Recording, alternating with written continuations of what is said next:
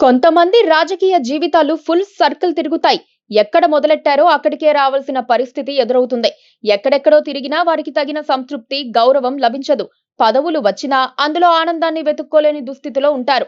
చివరాఖరకు తొట్టతొలిగా అడుగుపెట్టిన పార్టీలోకి వెళ్లిపోవటమే మంచిదన్న అభిప్రాయానికి వచ్చేస్తారు.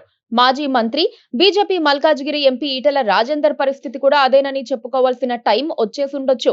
బీజేపీలో చేరినప్పటి నుంచి నిత్య అసంతృప్తివాదిగా ఉన్న ఈటెల రాజేందర్ ఇప్పుడు కాషాయ కండువా వదిలేసి గులాబీ జెండా పట్టుకునే ఆలోచనలో ఉన్నారని ఆయన అనుచర వర్గంలో టాక్ నడుస్తోంది.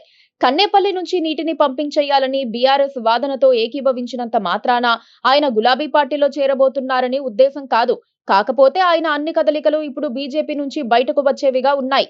రాష్ట్ర వ్యాప్తంగా కరువు గంటికలు మోగుతోన్న దృష్ట్యా ప్రాణహిత నుంచి వృధాగా పోతోన్న జలాలను కన్నెపల్లి పంప్ హౌస్ నుంచి ఎత్తిపోయాలని బీజేపీ నేత, మల్కాజ్గిరి ఎంపీ ఈటెల రాజేందర్ రాష్ట్ర ప్రభుత్వాన్ని డిమాండ్ చేయటం చర్చనీయాంశం అయింది.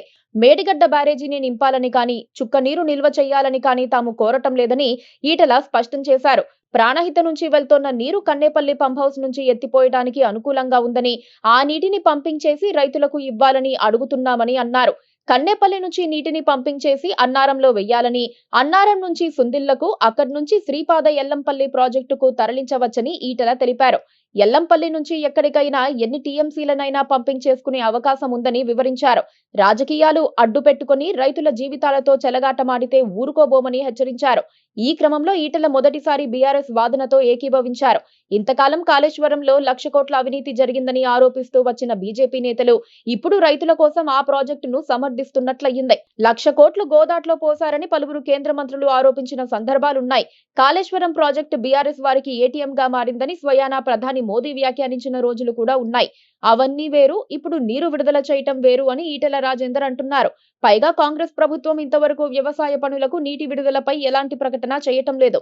నీరంతా ఆంధ్రప్రదేశ్ కు వదిలేస్తున్నారని మాజీ మంత్రి హరీష్ రావు లాంటి వారు ఆరోపిస్తున్నా ప్రభుత్వం ఎదురుదాడి చేస్తుందే తప్ప నీటి మాట ఎత్తడం లేదు. బీఆర్ఎస్ వర్కింగ్ ప్రెసిడెంట్ కేటీఆర్ నేరుగా కన్నేపల్లి వెళ్లినందుకు కాంగ్రెస్ నేతలు ఆయన్ను తిట్టిపోశారు. ఇప్పుడు ఈటెల అదే అంశాన్ని నెత్తికెత్తుకున్నారు.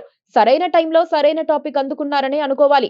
నీళ్లు, నిధులు, నియామకాల కోసం బీఆర్ఎస్ తెలంగాణ ఉద్యమాన్ని ప్రారంభించినప్పుడు ఈటెల అందులో భాగస్వామిగా ఉన్నారు. ఉద్యమ సక్సెస్ లో ఆయన పాత్ర కూడా అంతో ఇంతో ఉందని చెప్పుకోవాలి. ఇప్పుడు దాన్నే ఆసరాగా తీసుకొని మళ్లీ కేసీఆర్ పార్టీ వైపు చూస్తున్నారా అన్న అనుమానాలు కలుగుతున్నాయి.